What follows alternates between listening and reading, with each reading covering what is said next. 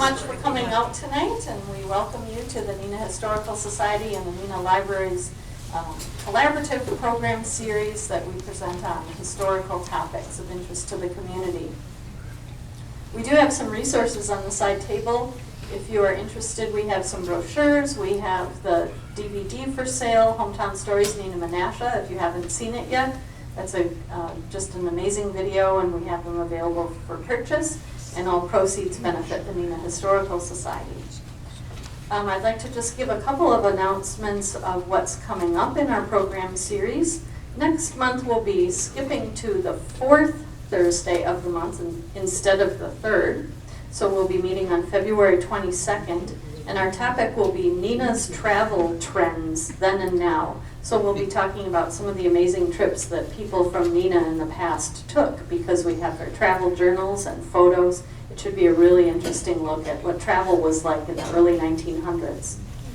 March 15th, we have Planning a Hometown, and we'll have Brad Schmidt from the Community Development Department in Neenah giving a presentation on the history of city planning, and also bring us up to date on the current comprehensive plan that was developed for 2040. So we'll be looking back and then looking ahead as well.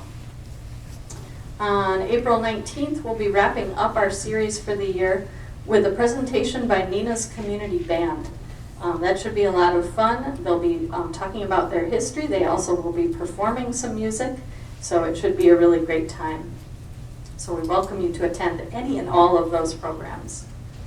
The Neenah Fire Department, which we're here to talk about tonight, has a long and interesting history in our community. A lot has obviously changed over the past 150 years or so, but the dedication of our community members who serve as firefighters is definitely something that has remained very strongly intact. Jim Bentle serves as a driver-operator for Neenah-Menasha Fire Rescue, and I've had the honor and pleasure of getting to know him and learning along with him and discovering some of the proud history of firefighting in our community. So please help me welcome Jim Bentle.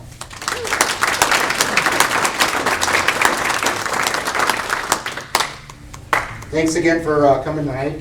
I was asked by a couple firefighters after, I guess, the presentation with the police to put this program together, and it was something that I always did want to try to do, to try to find the history about the fire department. I was hired 21 years ago, so I was originally a Neenah firefighter, and I'll talk about the consolidation a little bit when we merged with Menasha. But yeah, it was quite a learning about how we came about. You think of Neenah and how big of an impact Neenah has throughout the world, and with the industries that we have here. Neenah was settled, in the 1856. It was between the 1840s and 1850s. That's when Neenah really started growing. Well, it wasn't until 1857 until the townspeople and the citizens got together and said, "Hey, we really need to have some type of fire protection here." We're starting to get a lot of mills. We're still, we have a lot of businesses growing here, and a lot of the buildings are made out of wood. If we had a fire, what are we going to do? So the businessmen and the citizens got together on July 9th, 1857, and kind of organized a homemade hand pump, which only shot water about 20 feet. Now you think of a garden hose that shoots water, that's about 20 feet. And they also organized the first bucket brigade. And what they did is they recommended that every citizen, every homeowner, have at least one bucket. Now I have some artifacts over here, and we can go through some of that. One of the original buckets that we've found is a leather bucket, and that's what they had. And everybody had a leather bucket, and if there was a fire that happened, a group of men would go get this hand pumper and try to shoot water about 20 feet. The other people would get together, get the bucket brigade going, getting water out of the rivers and the lakes. Well, on September 26, 1865, it was realized that that hand pumper wasn't going to work. I mean, again, as Neenah was growing, more businesses were coming in here with the mills. It was whether it was the paper mills that were starting, whether it was the feed mills and the bucket, the wooden wares. You know, a lot of sawdust, a lot of combustibles were out there. They needed something a little bit better. So on September 26, 1865, it was realized that a new hand pumper was needed, and a better organized fire company was needed. Because that first hand pumper and the first bucket brigade, everybody just kind of showed up and did their own thing. There was nobody in charge. You know, somebody has to be in charge to kind of direct people what to do, where to get the water. So on October 3rd, 1865, they formed the Washington Fire Company #1 and appointed J.H. Burns as the foreman. Now, a foreman back then is what the chief is today. So if you hear me talk about a foreman, it was the fire chief. So Chief Burns, he's in charge. So whenever there was a fire, he'd be the one organized to get the bucket brigade going and to have this hand pump organized and have enough people there to run it. Now, this was a hand-drawn pumper. This was, it didn't have horses that pulled it or anything like that. Again, as the village started growing, they decided to purchase a steamer. Now, that back then was a big controversy. You know, Neenah wanted to be a small community. They didn't think they needed anything that fancy. But on December 4th, 1869, a new steamer was purchased along with a hose cart that held 1,000 feet of 2.5. Also on that steamer is, again, afterwards I can show you some of these items. It's called a play pipe. That's what they had for nozzles back then. That was purchased for $6,000 back then. Back in the 1860s, $6,000 is a lot of money. Now, one thing you can, and with that purchase of that steamer, again, I do have a slideshow, so I'm trying to use some pictures here of early firefighters with that steamer.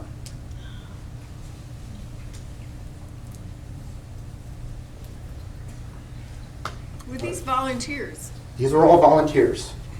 So, in the original, when there was a fire call, somebody would recognize, hey, we got a fire over here. The guys would run up and down the streets yelling fire and go to the closest church to ring the bell, to ring the church bell. That's how they summons the firefighters to get to where the hand pumper was. It took about 20 people to run this thing. There was 10 on each side. It was like a big piston pump that they would drop a hose into the lake, a cistern, the river, and that's how they would supply water. Now with that steamer, that would have to be pulled by horses. Again, that cost, what they did is after they got the steamer, that was called Neenah #2. So we had two fire companies here in Neenah. We had the Washington Fire Company, which was the hand pump, and we had the steamer company, which was Neenah #2. R.D. Torrey was appointed the foreman of Neenah #2, and a team of horses, whichever was available during the day, whenever they heard the call for a fire, whatever team of horses would get to the fire station first, hook up to it and get the steamer to the fire, they got paid $5 for their service. So back then, again, hey, $5. Again, there was no vehicles back then. Everything was used, was horses. They had a lot of freight companies here that had horses that during the day they would have these big team of horses, Clydesdales, things like that, to haul these big wagons with goods all over the city. Well, again, if they heard a call, they would disconnect, and whoever got to the steamer first hooked up and pulled the steamer to the fire. Now, again, with that controversy of that steamer, the reason is one, the price. And you kind of look at, okay, Neenah was kind of innovative and kind of forward-thinking, as in with the fire protection of getting that steamer. Only Milwaukee, Oshkosh, Madison, Fond du Lac, and La Crosse. Well, the only other fire departments in Wisconsin at that time that had a steamer. Not Green Bay, not any of the other bigger cities.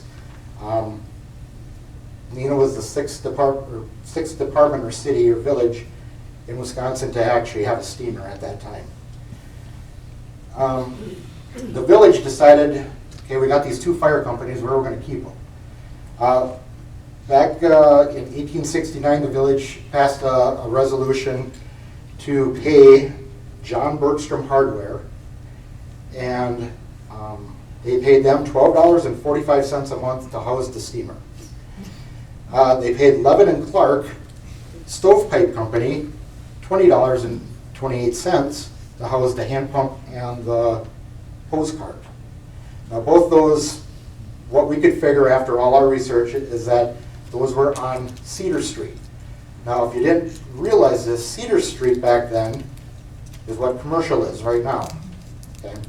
So you figure Wisconsin and commercial with, you know, the downtown area, that's where these two companies were, that they had these two fire companies.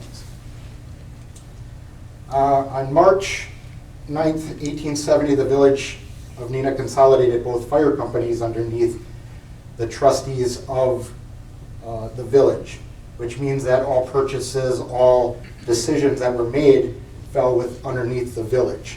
There were still two separate fire companies, but they fell underneath the rules and regulations of the village. At that time, the village decided that, hey, we needed another new hand pumper because, again, hand pumpers, they kind of wear out. So they purchased another hand pumper for Washington No. 1 for $1,000. And they sold the other one at city auction. I have no idea how much they got for it, but in 1873, the village decided to pay each company $150 a year to pay for their personnel. Now, Washington Fire Company, the hand pump company, had 50 members. Again, it takes a lot of people to run this hand pump, while Neenah No. 2 only had 20. So if you can kind of see what's going to happen here. Okay. Neenah No. 2 was getting paid a little bit more than No. 1, and there's going to be a little bit of a problem. On October 30th, 1875, the first hook and ladder company was formed. The hook and ladder, that's the ladder trucks. With the building's starting to get bigger here in Neenah, they wanted to have something that could reach the top floors. You know, a 3-story building. You know, it was getting pretty big. You know, so they appointed Adam Ergot as the foreman for the 16-member hook and ladder company. The hook and ladder company was called Island City Hook and Ladder. You know, I thought it was kind of neat because, you know, the island. And now, remember I talked about that raise, or that the money that the village was paying them. Well, on May 4th, 1878, Washington No. 1 asked for a raise. They asked for $10 a member with no more than 50 members. So they asked for $500 to help pay their members a little bit more, because they're wearing out these guys using the hand pump, whereas they were thinking, okay, the guys over here in the steamer, they just got to stoke the boiler and hang onto the hose and shoot a little water, and they're getting more money than me. Well, the village rejected it. And the next month, Washington No. 1 disbanded. Everybody quit. They said, we're not doing this for nothing. Again, we're getting busier and busier. So the village took over Washington No. 1, hired new members throughout the community, and renamed it Neenah No. 1. So right now we have Neenah No. 1, which is the hand pumper, Neenah No. 2, which is the steamer, and Island City Hook and Ladder, which is the hook and ladder company. About 2 years later, Neenah No. 1, again the hand pump, asked for a raise again because they started realizing that, it's a lot of work. Members are only getting about $3 a year. And again, back then, it's a lot of work for, trying to protect your community, but, they were losing a lot of members because jobs came first. They weren't going to commit to the time of coming out and giving of themselves for little to nothing.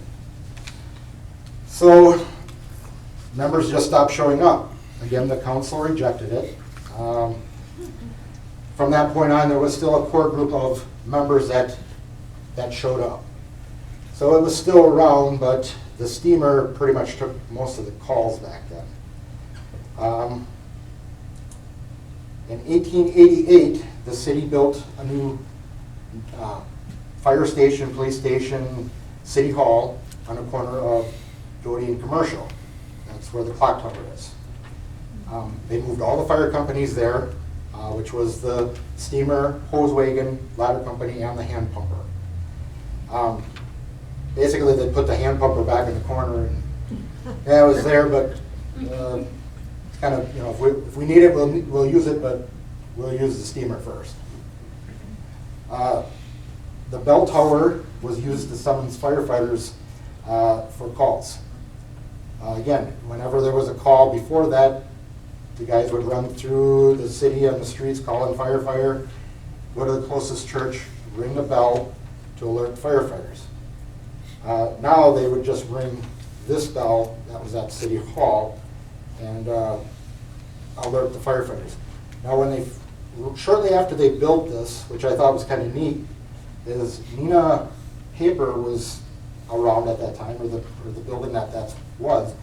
They put a switch in the fire station that went over to the steam room at the Neenah Mill. So whenever there was a call, now Neenah was divided in, and I'm sure they still are, into different wards. Wards 1, 2, 3, 4. And what they would do is if there was a fire in Ward 1, the firemen would be ringing the bell. They'd push that button once, which would alert the engineers in the steam room to blow the whistle, one long pull, to alert everybody pretty much in the whole area that there was a call. Now, if there was a call in Ward 3, they would blow that horn 3 times. So they would kind of pinpoint where in the city there was a call. The new fire station had room for a team of horses to stay with drop-down harnesses for quick hookups to the steamer. Now, Herman Voigt and his son Loyal kept their team of horses there overnight and on holidays. Now, during the day, they were one of those freight people. They would run freight during the day, and then at night they would pretty much sit back, relax, bring their horses to the fire station, and wait in case there's a call. Those 2 men would sleep in the hose tower, on the hay or straw that's there. Now, a second team of horses would come from a livery stable right next door on Commercial Street in Columbia. It was called Mason and Nagel Livery Stable. What that team would do at night would hook up to the ladder company, and they would bring them both out. Again, we'd still have the steamer or the hand pump, which kind of sat in the back corner, and if there was enough people that wanted to bring it out and haul it out by hand, they would, but more than likely they didn't. Again, during the day, any team of horses that got to the station first got $5 for their service for that day. Hand pumper was still in service, but mainly sat in the corner of the station, and it was only really used on big fires. Let's see here. We'll go through this first and then kind of cover that. In 1917, again, we're still at the clock tower station here. The city of Neenah purchased its first motorized American LaFrance fire truck. It pumped 350 gallons a minute and cost $5,600. They named that Neenah #1. So they got rid of the hand pumper. So now we have a motorized vehicle, which again was a big controversy back then because, again, why do we want to spend all that kind of money? But again, as Neenah was growing, that had to be, they looked forward, I guess, forward thinking to look at it. Well, with the purchase of that new apparatus, they hired the two first full-time firefighters for Neenah. Again, before that, it was all volunteer. Again, you weren't guaranteed, how many people would get there, but that's how it worked. So they hired two full-time firefighters that worked 24 hours a day, pretty much 365 days a year. They only got paid $35 a month, and their wives had to bring them their meals. There was no kitchen at this place. So I don't know how you have a family life. I'm sure if that happened nowadays, I know my wife would probably say, that ain't gonna work. So I'm not bringing meals down there every day. Anyway, the two first firefighters that were hired were Louis Rausch and William Hopper. Again, they were paid $35 a month. After a while, they started asking for raises. They had, it's like, hey, we're here all the time, okay? At which time, the city started paying for part-timers to start filling in some of the spots to give them a little bit of a break.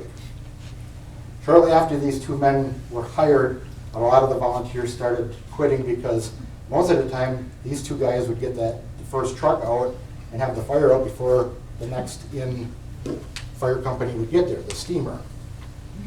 Again, they still had horses that had to bring in other trucks, and it took time to get all that other equipment there.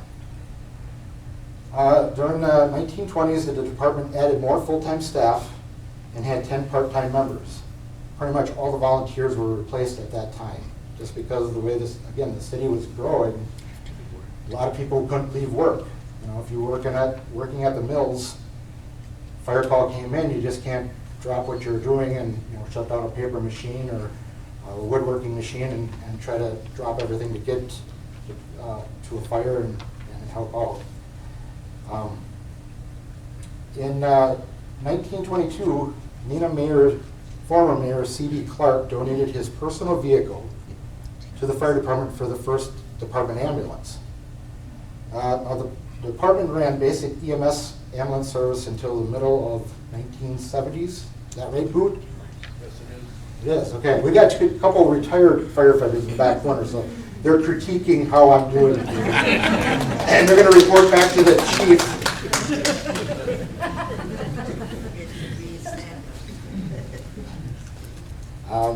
Anyway, he donated his personal vehicle, they outfitted it as an ambulance, and he ran ambulance service until the middle of the 70s. One of the last times that the horse-drawn steamer was used, steamer number 2, was in 1928. And we have a gentleman here in the crowd that has a fire truck that was purchased to replace the steamer. And that's actually the Neenah number 2 that was purchased. Anyway, the last time the horse-drawn steamer was used was on July 22nd, 1928, and it was actually sent up to the city of Appleton for the Zick building fire. It was minus 15 degrees below zero. Right. It was a 4-story building that burnt for over 2 days. That's right. They believed it started in the boiler room and burnt, again, the whole building down. Appleton called, they called for Menasha, called for Neenah, they called for Oshkosh, and they called for Hortonville. Those are the departments that were pretty much in the area. Now remember, this is in January. There's no cabs or heaters on these fire trucks, so you think of coming from Oshkosh in an open cab fire truck or a steamer riding on horses. Again, the truck was used for almost 2 days straight, pumping water on this fire. After that, it had been in the process to get replaced with the Neenah number 2 American France. In 1929, a two-platoon system was started with firefighters working 24 hours on, 24 hours off. There was no sick leave. Everybody was subject to call-in for fire calls. They could only take vacations between June and July. And they did have vacation, but it was only 2 weeks. Captains at the time were paid $140 a month, while everybody else was paid $130 a month. Now, if you're moving up and having that responsibility, there's a lot of paperwork. I don't know, $10 difference if that's really worth it. But I guess that was something.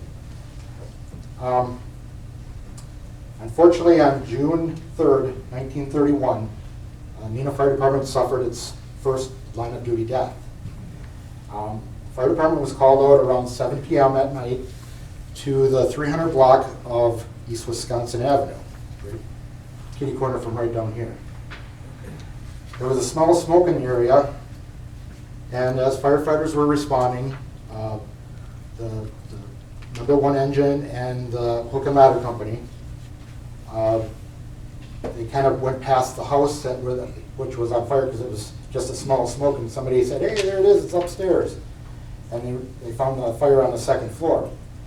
Well, one of the firefighters that was standing on the back tailboard of the pumper noticed the fire, said, "Hey, there's the fire," jumped off, started pulling hose off the back of the truck, and the driver put the truck in reverse and backed over the top of it. His name was Willis Tippler. He unfortunately passed away 3 hours later at Theta Clark, and he left behind a wife, a daughter Hazel, and a son Earl. It was a sad time. A lot of people, there wasn't a lot of safety gear, a lot of things that were in place at that time. So it was unfortunately a learning curve. I mean, nowadays, before you could actually put a fire truck in reverse, you have to have spotters. So that doesn't happen. So unfortunately, back then it did. With the city continuing to grow to the south and to the west, again, you think of just the downtown area here right now, that's how big Neenah was. Well, they continued to grow west toward Green Bay Road and to the south. And the way the city is we have railroad tracks that go right down the middle of the city. Well, with fire on one side of the tracks and the fire station on the other, and back then the railroad could block the streets for half hour, 45 minutes. I don't know, were you guys around when they built the Cecil Street number 2 station? Were you guys around? Yeah. Okay.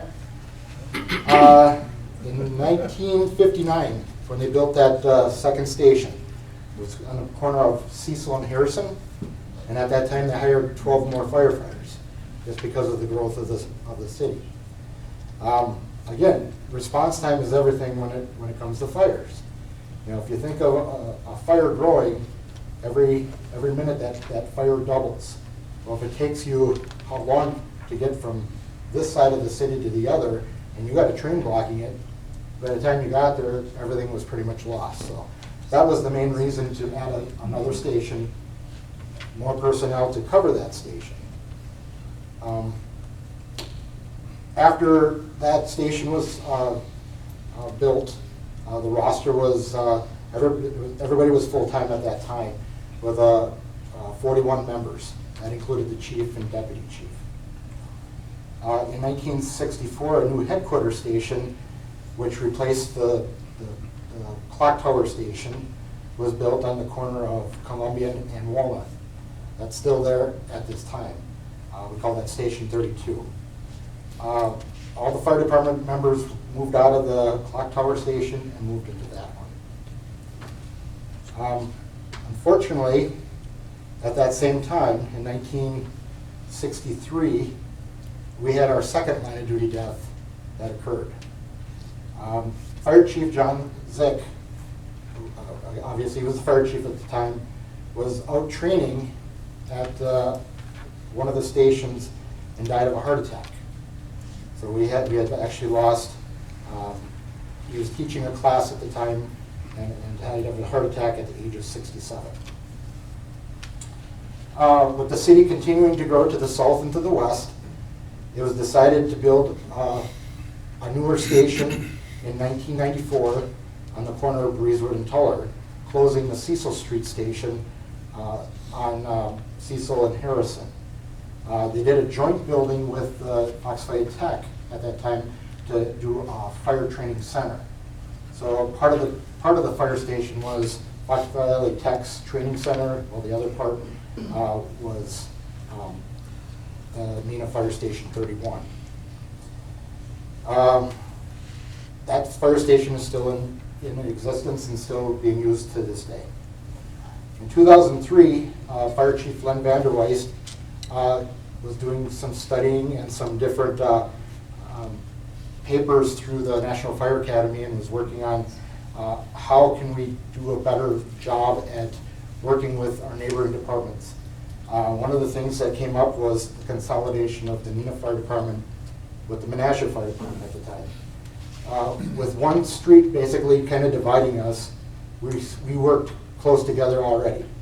When there was a fire in Menasha, Neenah would send equipment over there. If there was a fire in Neenah, they would send equipment over this way.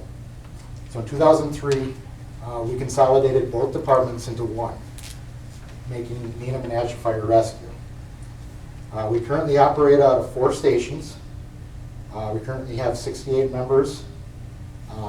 We have 4 engines, 1 ladder, 1 command vehicle, 2 boats, 1 reserve engine, and numerous support and staff vehicles for inspecting the chief's vehicle, things like that. So we'll go through the PowerPoint here to kind of cover some of it, and if anybody has any questions, please feel free.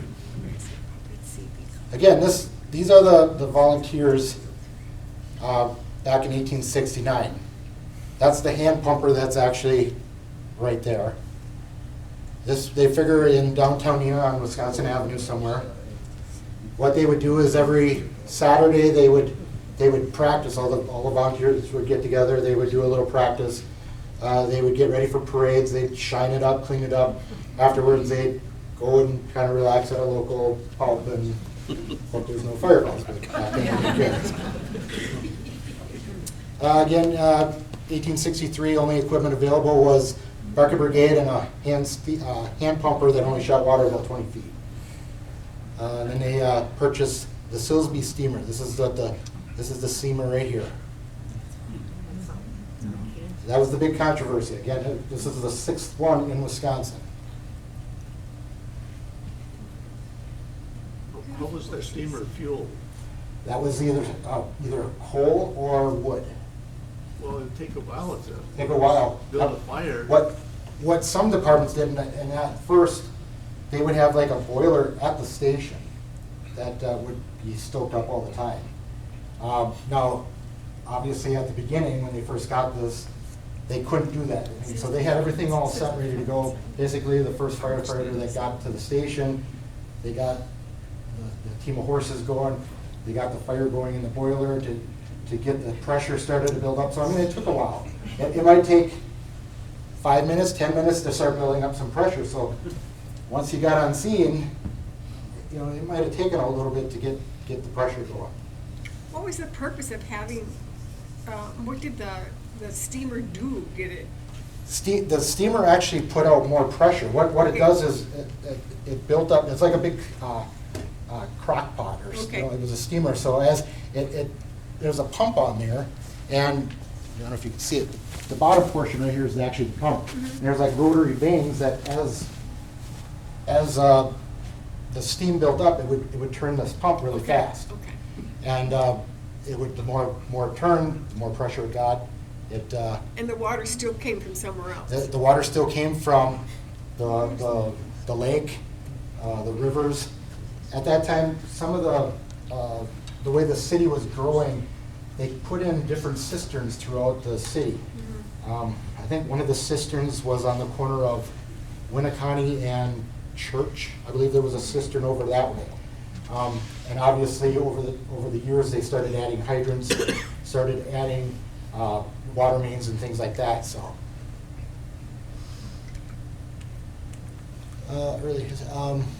again, in 1873, the Common Council they put a ordinance together that put them pretty much in charge of, having a fire department in place and having them be in charge of it.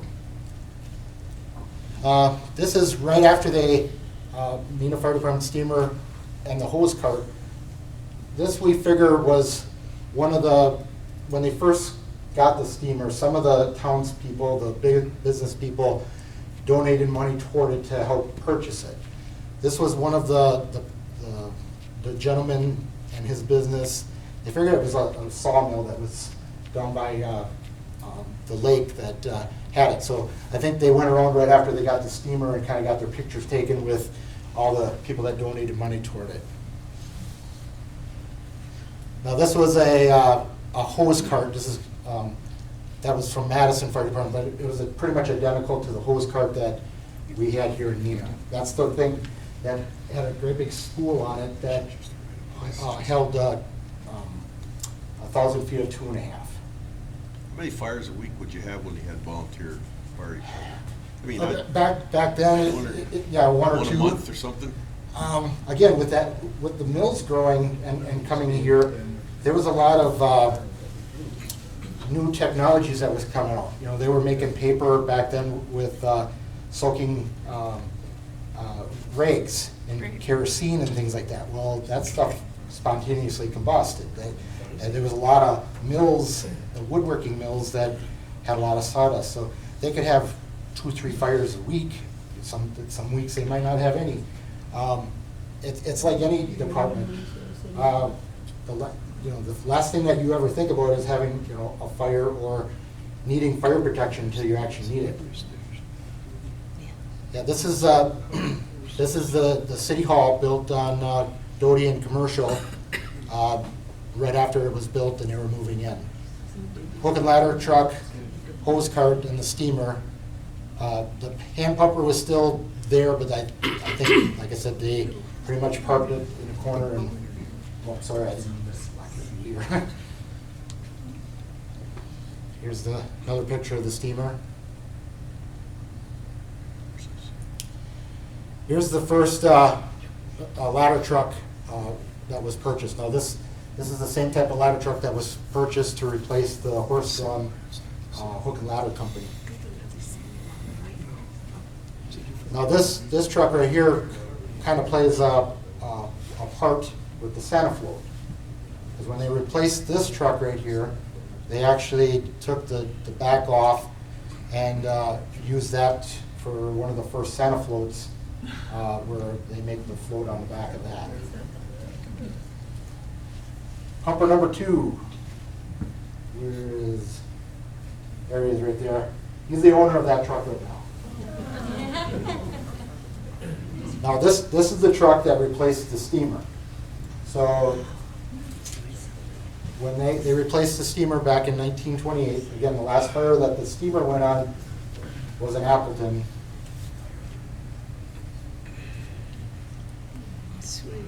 Here's the trucks again. And one of the ambulances that the mayor had donated to the department. Basically, back then, somebody got hurt, they would go out there, pretty much load you up, rush you to the hospital as soon as you can. There wasn't a lot of training back then, but then more and more training came about. Major fires in Neenah. 1883, the Pettibone Block Fire. That is on the corner of Wisconsin and Commercial Street. That is where we figured on the southwest corner. Where the bank is? Where the bank is, yes. That 3-story building right back here, that it burnt for a couple days, and back then they called that urban renewal.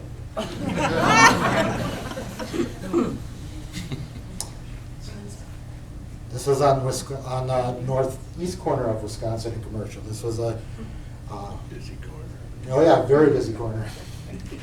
Again, a major thing. I mean, it was made out of wood, brick. Everything was pretty much gutted. So You try to prevent it from spreading to the next building. That's Right. basically, you try to put it out, get it put out. This is in 1910. That's what the Bergstrom building is. Lakeview Mill fire, October 1948. You can see the rubber coats and helmets. I brought some of the old rubber stuff here. Didn't protect you very much. Didn't give you a lot of protection in the wintertime. You froze. But it was something. There was no air packs that they had. Some of the gas masks that we had here, I don't know, what was the first air packs that you guys had? Navy ones where you pull the tape off. Yeah. You pulled the tape off, huh? Canister type. Yeah. Okay, we have a canister tape up here, so maybe there's one that you probably used, huh? So basically, you probably held your breath going in, fight as much fire as you can as you're puking and eyes watering. And Cedar Street dump fire. Over on Cedar Street, there was a dump over there. And as in most landfills and dumps, you throw your hot ashes out there and guess what? Starts on fire. Smolders for days. Bernstein fire. Basically, this was pretty much like right here, just down from the library here. This was a warehouse filled with paper and rags. There was a rag company at the time, wasn't it? Yeah, the Bernstein Rag Company.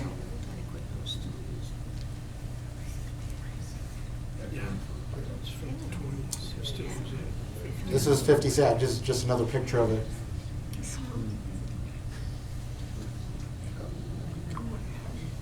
3 or 4 days that burned. Did it? Yeah. We could watch it from our house, and I lived out in the town of Neenah. Okay. And we could see that burning. Wow. Probably a lot of black smoke. Yeah. So Gas what's station right in the- next to it, Texaco gas station, it had all the fuel oil tanks there. Okay. And they were trying to protect that. That was before they moved them out on towards Green Bay Road and Winneconne Avenue. Okay. You had a question? What's there now in this location? I believe that's where the park is right now, right next door. Shattuck Park? It was on the other side, right where the towers are. Right, okay. Yeah, behind where the parking lot is to the east of the towers is where that building Where was. that- Okay. It was right around the northwestern tracks, we're right to the right of that. So on this side right here is where the, okay. Yep, there was a movie theater back there. That was to the left. Okay.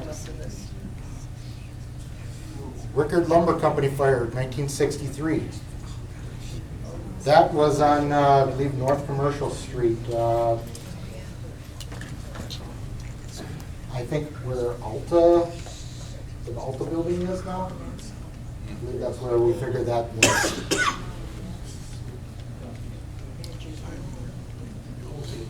Bergstrom Paper Company, 1971. What happened there? Any of you guys on this fire? No, I wasn't, I'd skip Hoffy on there. You were? I was, yeah. The question was, what was actually on fire in there? Inside there was bale storage and it was almost up to the roof. And somebody cut a hole and dropped some sparks from a torch way in the back. Okay. And it went down that hole and started the bales up there. And Gibb was trying to break in to get to the bales from the outside here. Okay. Because it was closer to this end than it was to the other end. To the other end. Yeah, it was all just storage of baled waste paper Okay. being recycled to make new paper. Now, this was on the corner of Maine and Wisconsin there, where that mill is. Yeah, right across from Doty Street. That way. Me, Lakeside Hotel fire, 1970. Railside Tavern or whatever that's called now. Right. Trackside? It's right over by the tracks. It's called Trackside Rail Tavern now, whatever. Is that Keith? Where the Rum Bottoms, where that, right there for that one. And it's Quinn's TV and Appliance. Oh, yeah. That is right where I think the Historical Society buildings were just down In from front of there. it. In front of it. Yeah.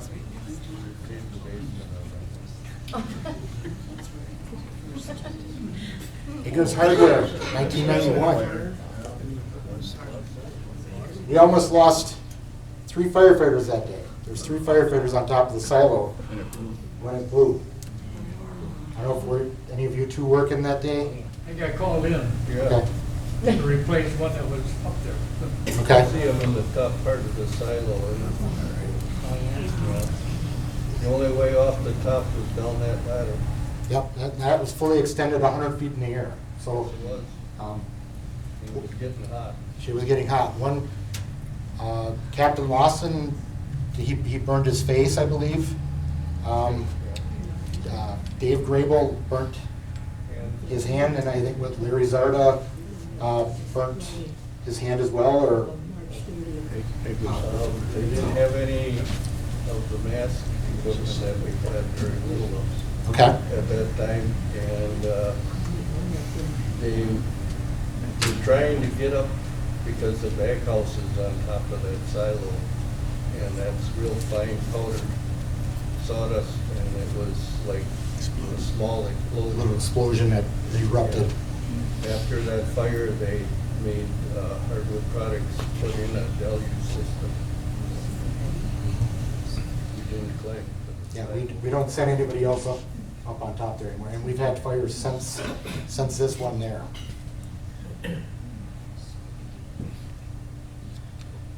This was on Smith Street, just coming off of Main Street. A young lady in the middle of winter, as you're coming down the viaduct off of Main Street, was going too fast for conditions and hit the gas meter on his house. It took the gas company about a half hour to try to find and locate the shutoff to it. Unfortunately, the fire, it was an old balloon frame house.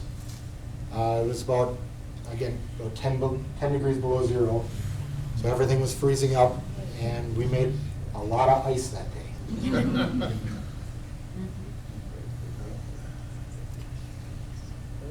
Oh, Lord. No earnings, man. You know this one?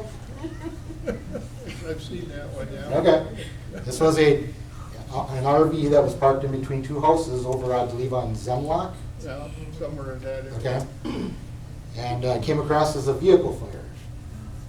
Well, our policy at the time is we send one rig to it, and as they showed up, yeah, the vehicle was on fire along with 2 houses alongside of it. So we had a lot of help coming right away. And this was on Tyler Street, I believe. I was on this one. We actually had 4 people jump out of the 2nd-story window.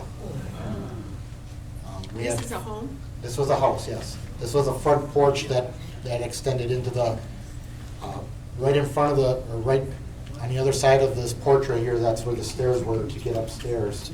And they couldn't get down the stairs, so they were jumping out. One individual landed on that car that's on that side there and broke their arm. Luckily, nobody got seriously hurt, but. Department facilities. Now, again, the first couple buildings that were here were the John Bergstrom hardware store. Again, we were looking through a lot of books, a lot of different articles. We really couldn't find it except they were on Cedar Street. They were in the downtown area. And then the 11 Pipe Company. They built the Clock Tower Fire Station on Doty and Commercial. Here's some more pictures of the firemen standing in front of that. Here's inside the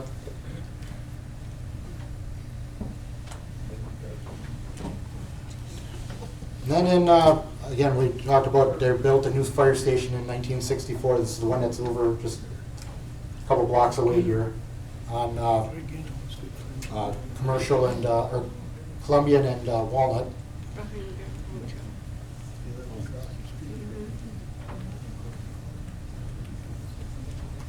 Here's the living rooms, or the bedroom per se.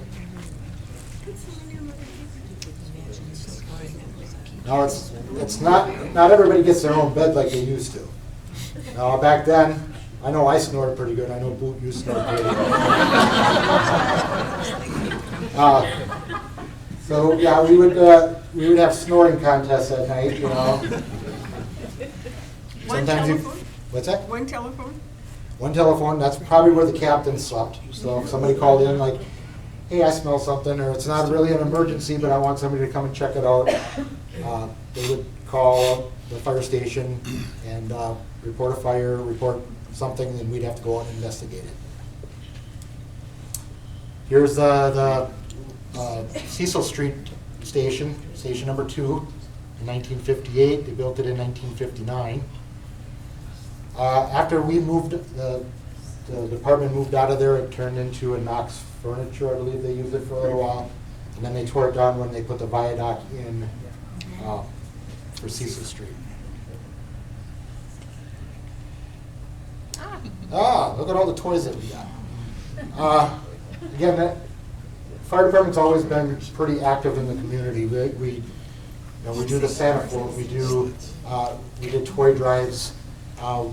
Back then, they collected a lot of toys, and they would deliver it to the hospital or to children they knew of that were not, they weren't, the families weren't that well-to-do, and they wanted to give them a little bit better Christmas. So they always tried to do something nice.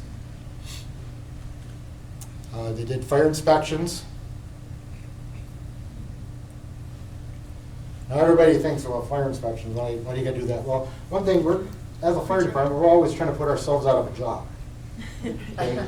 Last thing we want is we don't want, let's say, the library to burn down. Okay? One, there's a lot of things here that would get damaged. There's a building that would be lost.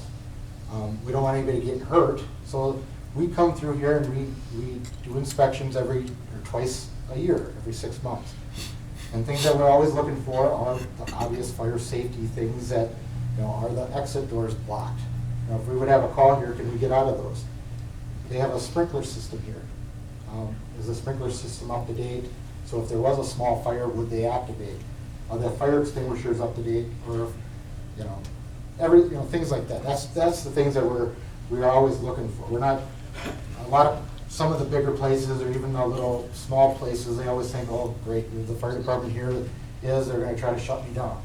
And that's the last thing that we want to do. We do those things to prevent fire so that we don't have to show up at 2 o'clock in the morning with fire shooting out of the roof. We'd rather show up, make sure that the place is safe and that everybody that's in the building can get out safely. So, we do public fire education. We pretty much do that year round. Now October is the big month that we do hit the schools a lot. And the reason that is because of some of the big fires that did occur in the United States with obviously the Peshtigo fire and the Great Chicago fire at that time.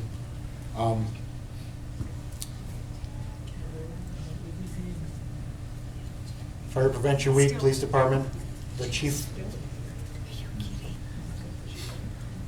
Anybody know these guys? Yeah. You do? Looks like she's still. That's you? So was this the police station or was this that's the police station? Okay. Now, are you with Fire Chief? Zick? No, that's Police Stilp. What's that? That's the chief of police, Stilp. The one with the microphone is the police chief or the fire chief then? Okay. So they did a joint prevention week, I guess. So that's kind of neat that you're. Yeah. You look the same. We got a star in the. That's cute. They put a display together at City Hall, I believe in the 60s, 1960. I believe this is a picture of that. Here's one of our old ladder trucks. Neenah number 2, the telesquirt. Yep, practicing right here in Shattuck Park. Right here, yep. Yes, it is the boathouse. Oh, did you want to go out the boathouse? It's Normie. What's that? My Oh, it's uncle. our uncle's in the next picture. Oh, I'm sorry. That's your uncle, huh? That's Norman Haper, and he's grandson, or the son Son of William, Okay, the first paid okay. fire person. Well, that's wild. He looks so Catholic. All right, some faces, maybe see them again. Huh? Yeah. Fire Chief Christopher, George Christoph, and Louis Bergstrom. Again, these pictures right here are also the ones that I have in the plaque over there. This is all at the clock tower station here, right after we got the first motorized.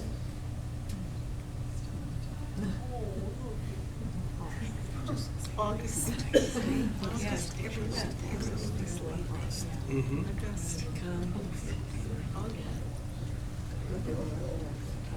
This is north, left, and right, Haper, Ridley. I'm going too fast or too slow? Let me Norman, know. I think that's Norman on the far right. Left to right, I think. Norman's on the far right. Up on the back there? On the front, down, The front? far right, that's Norman. Okay. Got third picture. This was Willis Tipler. He's the firefighter that got killed here on Wisconsin Avenue. He's the one that was backed over by the. Became Bush Masons here. Here we go. You probably worked with him, right? Yep. Yep. Retired at the age of 60.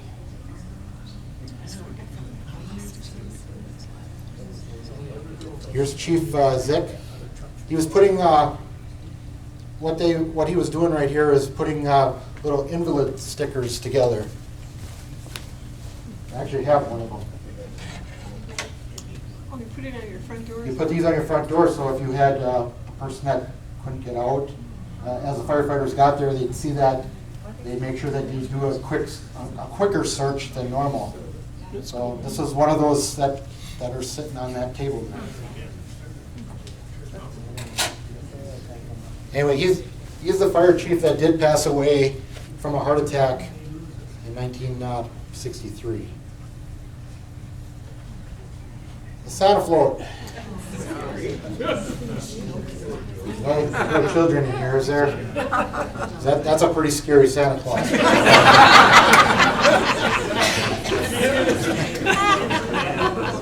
Scare the children. Yeah.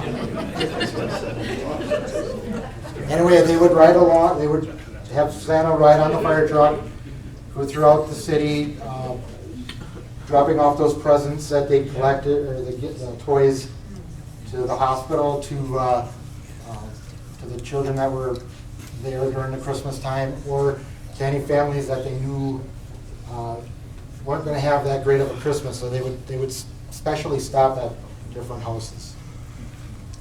Then they started upgrading it, started getting reindeer and Elves. elves, Some yeah, little helpers. Better looking Santas.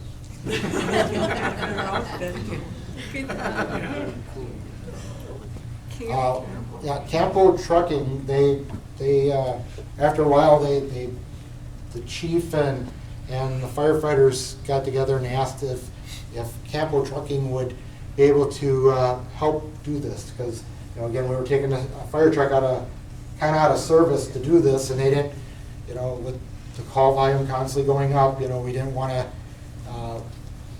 have a call and Santa Claus kind of riding along. So they asked local companies if they could help with the Santa float, and over the years we've expanded. Remember that ladder truck I told you about, that first motorized ladder truck? This was the chassis to it. Actually had wooden spoke wheels. There's This is where it was stored. I think this was out at the West Side Station.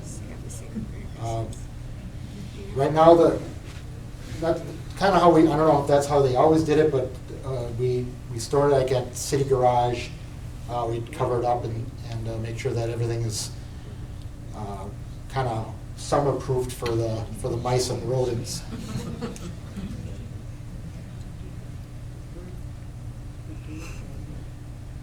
We were going through this, somebody said this looks like a wonderful life. There's Jimmy Stewart. That's right. Where's And the Clarence? bell is ringing. Where's Clarence? Saddle shoes. This was actually this year. I took this picture this year. Coming out of that. This is actually coming out of the Menasha station. Wasn't Jerry Golick one of them? It could have been. You never know. You never know who you could have been one of the Santa's helpers. You need to go slower now. Okay. You want me to back up? No, you need to go slower when you have this float because the Oh. kids don't even get their coats on it. Sure. And you're going. One thing we tried doing now, well, since we consolidated with Menasha, Menasha had a float as well, but we kind of consolidated our float, Neenah's float, with their float, and we redid the float itself. We had the Santa's sleigh redone, and we have 2 weeks worth of nights that we try to go through both cities. I know we get called all the time, like, well, you missed my street this year. Well, what we do is every other year we go through, we switch streets because, again, both cities are kind of growing, and we can't cover every little street, but we have what's called a lead vehicle. That's one of our inspector vehicles that has its lights going and sirens. So we're trying to alert the kids and the older kids to get their coats on before the actual float there. We do stop at different intersections, and if there's a lot of kids there, and people can come up and get their picture taken with Santa Claus. But yeah, there's 1 week that we keep it in Menasha. They have the city divided into 5 different routes, and then that last the Friday they move it over to one of the Neenah stations, and then they go through the route in Neenah. And then after that, we because there's certain times that we have to get this packed up. Unfortunately, City Garage only has they're scrambling for space as well, and if we don't get it back in there, they'll take it over, and then we'll have to throw a snowplow out in the street or something. Wasn't it at the brigade for a while? It might have been parked at the brigade for a while, but yeah, now this is kept at the old City Garage on Cecil Street. I've never seen it. Here's our 4 stations that we run out of right now. We do have one of the plaques over there also has this. We have the 2 Neenah stations, which are on top. The one is on Breezewood and Tuller over by the high school. That's our station 31. Our main station, which is, like I said, about 2 blocks south of here, it's our station 32. That's our headquarters station. That's where the most people are out of, and that's where the fire chief and all the administration is out of. When we consolidated with Neenah, we took over their station 35 and 36. Their 35 was their headquarters station, but we moved all administration out of there. And with the bigger department, we needed a place to help fix a lot of our vehicles. Instead of, we're trying to save money like everything else, so we have on-shift mechanics that try to keep the oil changed and small engines maintained instead of having to ship it out to someplace that costs a lot more money to maintain it. So our station 35 we call that our maintenance station. And then our new station, station 36, which is on Manitowoc and Providence Terrace, it's right over by the Stone Toad. Again, with the cities kind of growing in different directions, that's kind of our That station actually replaced the station that was on Appleton and Airport Road. And our most easterly border, which is Lake Park, it would take us 10 minutes to get out there. Well, again, response time is everything when it comes to a fire. So as the city is growing, they've looked at different, expansions and tried to look at where the best spots are for newer stations. How did the county come up with the numbers? I don't know how that all worked out with, the 31, 32, Yeah. 35. They Years- start years all the of- way down the south part of the Correct. county and Correct. work up? Yep, that's how they did it.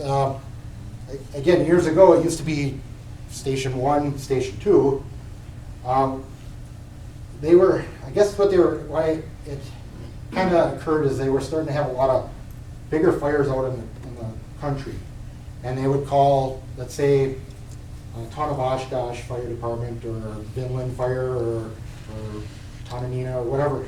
And somebody would get on scene with engine 1, and then another department would call engine 1. Well, you got 2 engine 1s on the same scene, and well, which one are you calling? So they said, well, let's number everything, and everything out of that station would be that number. So out of Station 30, they went through the county and they numbered every station a different In the number. county. Throughout the county. In the county. Yep. So it starts out on the south side with town of Nakaima, Utica, Amro, Winneconne, and it goes all the way up, Fox Crossings to Clayton, Winchester, Boom Bay, everybody's. Menasha's in a different county. No, Well, we are, but the city of Menasha, when they first came up with this system, the Station 36 was in Winnebago, but it still is.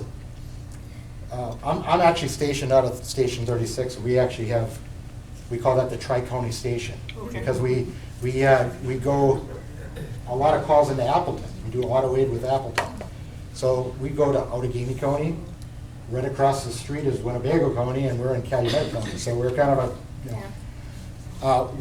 it's still a City of Menasha station in Calumet County because the City of Menasha is actually in Calumet. Yeah. It expands, so. But yeah, everything, so let's say what we have right now is out of Station 31, we have 1 engine company. So that's engine 31. Out of Station 32, we have engine 32, Quint 32, which is our ladder truck, Command 32, Boat 32. Out of Station 35, we have engine 35, and we have a reserve engine there, so that's pumper 35. And then at at Station 36, we have engine 36. So that whatever comes out of that station, that's the numbers. That's kind of how they.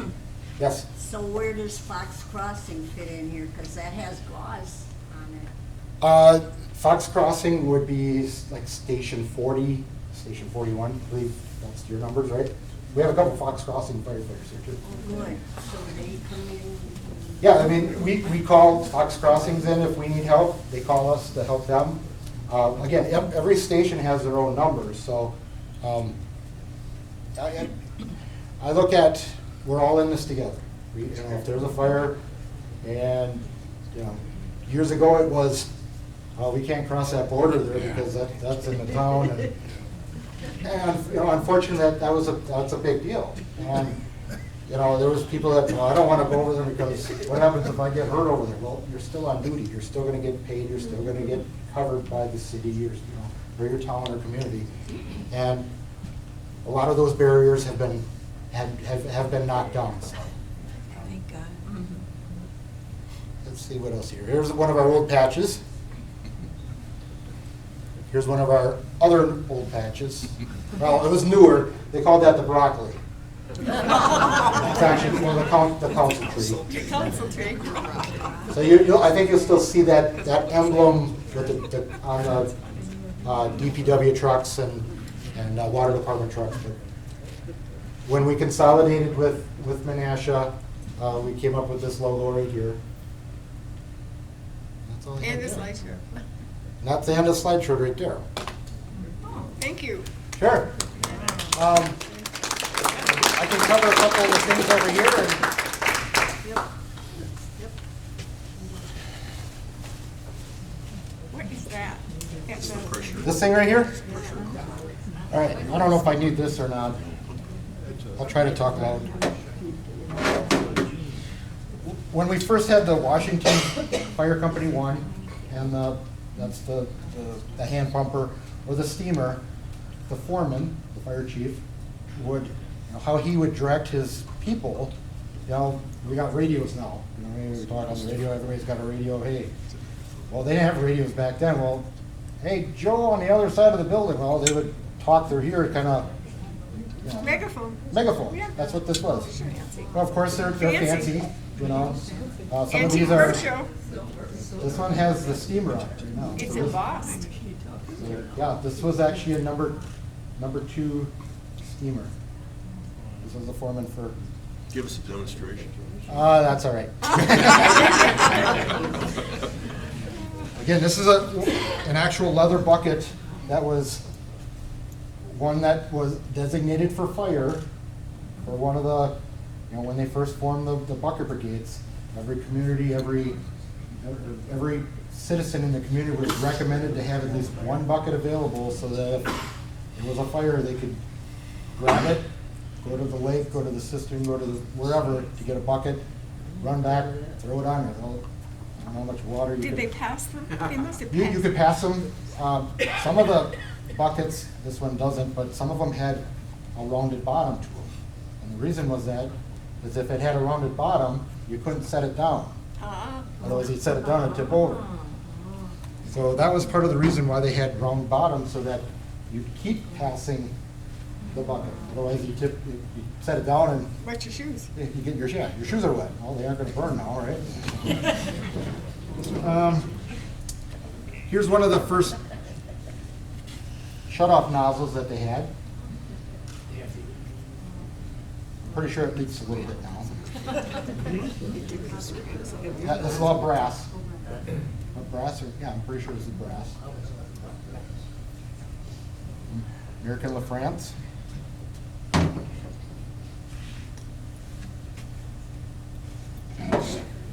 Are these one of the canisters that you were talking about? Close, but no. No. Ours are a little square. Yeah, I do have another one up here, so. But yeah, before they had something like this, or like the other gas mask up here, they didn't have anything when they went into a fire. You basically held your breath and, well, of course, we're just like anybody else. We don't have iron lungs that we can breathe all the smoke and the heat.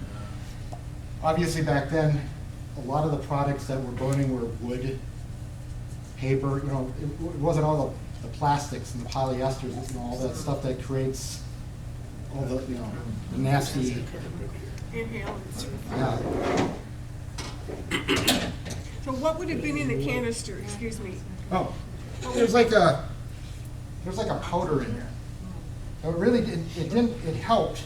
It would take like the particles out of what you're breathing, but you were still getting the heat. Yeah. You're still getting smoke, so you were probably still taking in carbon monoxide and. Is this like a filter? Yeah, it was just basically a filter, so it was taking the dust out of the air. So you weren't breathing all the bad particles per se, but you were still breathing the smoke and like I said, the poisonous gases that were in there. So you still got sick, but it was something. I mean, it was one of the first things. And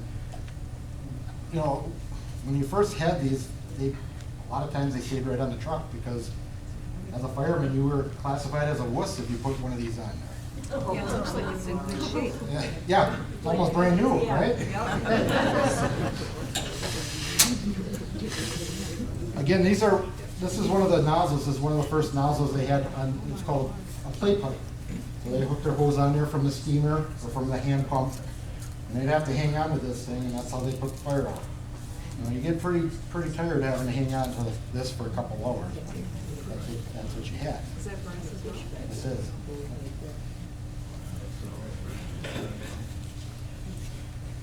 Some of the first gear that they had. Rubber hats. Basically, it's rain gear.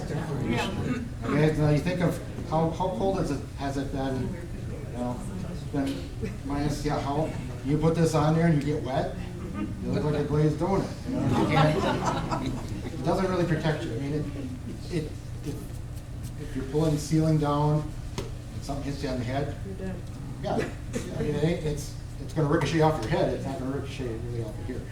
So they had different ones. This thing's gonna fall yet. And an individual here brought in his. That was Williams. That was Williams. Yeah. This gentleman's here, his helmet. This is made out of aluminum or tin. Yeah, it's one of the first aluminum ones. What's the symbol of the fin? This is an eagle. Yeah, what's an eagle? Yeah. It's missing the front badge. It was all leather. There's usually like a leather shield that's in here that would designate, you know, what their rank was. Sometimes they were white helmets, the chief or the foreman, red helmets, captains. So the eagle just, you know, kind of like as a protector or savior. Sometimes they classified it as the phoenix coming out of the fire, you know. And then over the years, because metal gets a little warm on your head, you know, we kind of came up with fiberglass. Now again, it protects your head a little bit, but there's no shrouds that protect your ears. So a lot of times, how'd you guys gauge how hot it was? How hot was the fire is when your ears started burning, right? Okay. Ooh, it's getting pretty warm in here, so you kind of tuck down a little bit more. So you put this on, and your ears were still exposed. Nowadays, when we go into a fire, we're completely covered up. There's no skin, no ears, hair, nothing can be exposed. So obviously, with the heat and the smoke, you know, it's going to burn. It's going to, you know. So. Eyebrows. Eyebrows. Yep. Back then, a lot of mustaches, a lot of big curly mustaches. What some of the guys, what the reasoning was before those big mustaches is they'd wax them and they'd make them nice and pretty, but when there was a fire, you'd either wet them down so they go over their mouth to help filter. Oh my goodness. Filter the smoke out. Wow, how much is that mustache really going to filter out? Again, rubber coats. It's made out of the same material as that. Again, it's basically rubber. Raincoat. Raincoat.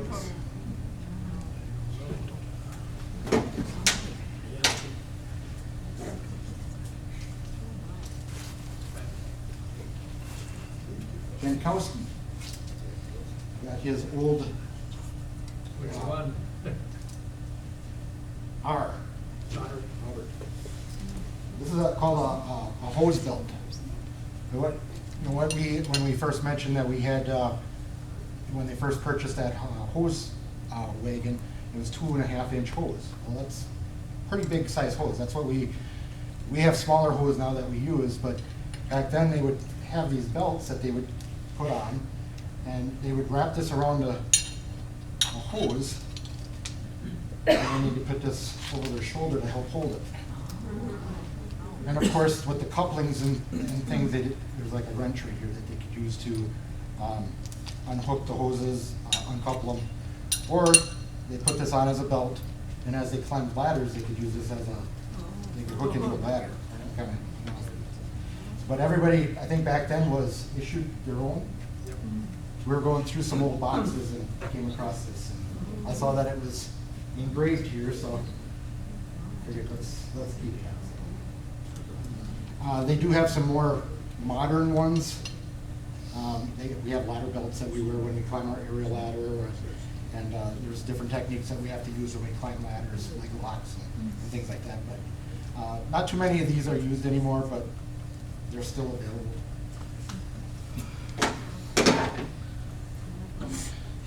Now this came off of Neenah Old 3. if you guys remember this one, the can opener basically. So if you have like a warehouse made out of corrugated metal, and it's full of baled hay or baled straw or Rags. paper, things like that, you could use this like a can opener to open up the side to start putting fire out. So this used to be on our old ladder truck. Serious. Oh, the other gas mask. Yeah, let's see what that looks like. This is new and approved?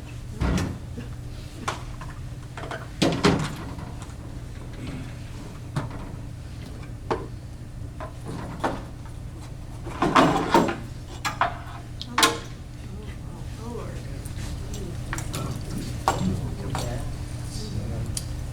I'm not sure how it used, but apparently you pulled the torque out, plug this in here. This kind of what you're Very close, very close to what you had. And pull the tape off the bottom. Again, I think there's some type of powder or some type I of think it was charcoal filter. charcoal filter. Again, it would just filter out the particles. And there's a little hole in the bottom where they had tape over it, No, right? no. Okay. Now it's just to keep it fresh until we went So in the you work, need we it. pulled that off so we could breathe. But you forgot, you couldn't breathe. Yeah, remove the bottom seal before use. Oh, you forgot to take off. If you forget to do that, again, there was no, you're not bringing any air in with you.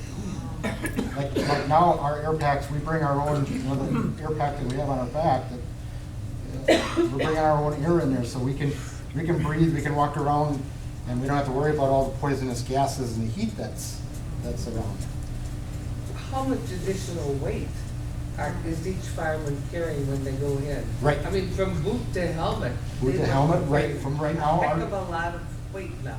Yeah, probably around, with the air pack, our boots, our helmet, gloves, probably around 60 pounds. And then we gotta carry our tools.